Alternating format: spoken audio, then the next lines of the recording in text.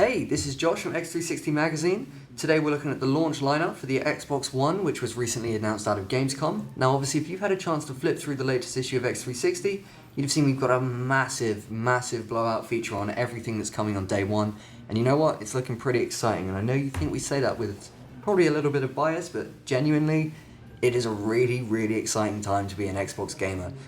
So there's 23 games coming out at launch, and they really do appeal to quite a diverse audience. So you've got your AAA games, you've got your dance games, you've got your fun games, you've got your little niche games. Sure, there's not a great deal of indie, but that'd come down the line. You know, Microsoft has obviously put a really solid indie plan together. That's going to be rolling out next year, so we've just got to wait a little bit longer. But for now, let's take a look first of all at the exclusive titles. So we're looking at Dead Rising 3, Forza Motorsport 5, Crimson Dragon, Killer Instinct, Rise Son of Rome. What else have we got? Logo Cycle and Fighter Within as sort of the big exclusives coming day one. Now, a few of those are gonna maybe look a bit iffy. Fighter Within is a Kinect-only sort of brawler. Traditionally, they haven't worked out so great for Ubisoft, but we've got our fingers crossed. You know, if you're not up for that sort of fighting game, obviously Microsoft's free-to-play Killer Instinct should hopefully entice you a little bit.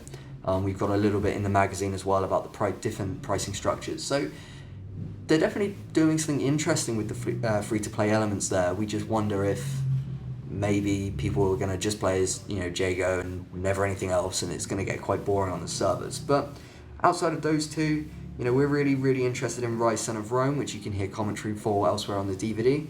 And Crimson Dragon has us intrigued as well. We've not really seen much of it, but it's from the original creator of Panzer Dragoon, which some of you might lovingly remember. You basically get to fly a big dragon in an on-rail shooter and shoot at some big monsters.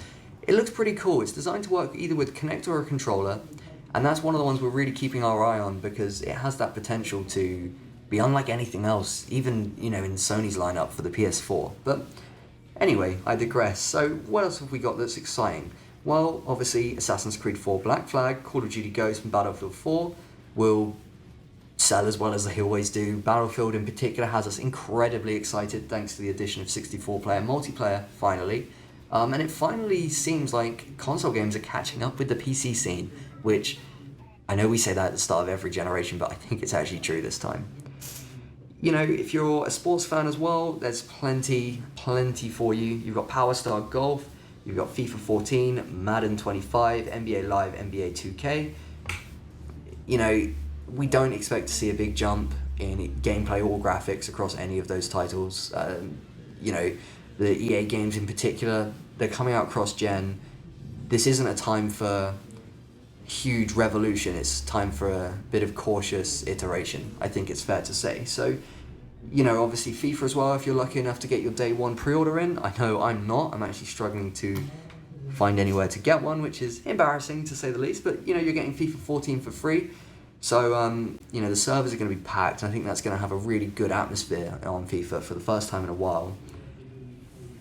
If you're not interested in any of those games, however, there is a few still that will probably interest you. You know, weird one like Peggle 2. Peggle 2's coming, Zoo Tycoon, Zumba Fitness. Obviously, we've got Lego Marvel and Skylanders are coming for launch. There's plenty for everyone. And you take a look at, for example, Sony's lineup, and they've always sort of had the kid-friendly games. It's always been very good, a very safe environment for kids with, you know, the Ratchet and Clanks and Knack obviously coming on launch. But for Xbox here, they're doing enough to bring in the family, which they need to do. They're pushing TV so hard that they need to make this a console that's suitable for everyone and not just the shooter gore fest that the 360 descended into by the time, you know, your Gears 2 and 3s were coming out. So that's integral for Microsoft, but getting off on day one, it's looking really positive. Obviously the machine is coming out November 22nd at £429, and it's more expensive than the PlayStation 4, but it does seem like Kinect and the smart glass facilities could be a real push for them. We just need a game to show us why Kinect is going to change our worlds, and you know, they still haven't won us over on that, but there's time. You know, so for now, get your pre-orders in and get ready, because Xbox One's coming, and you know, we hope you're as excited as we are.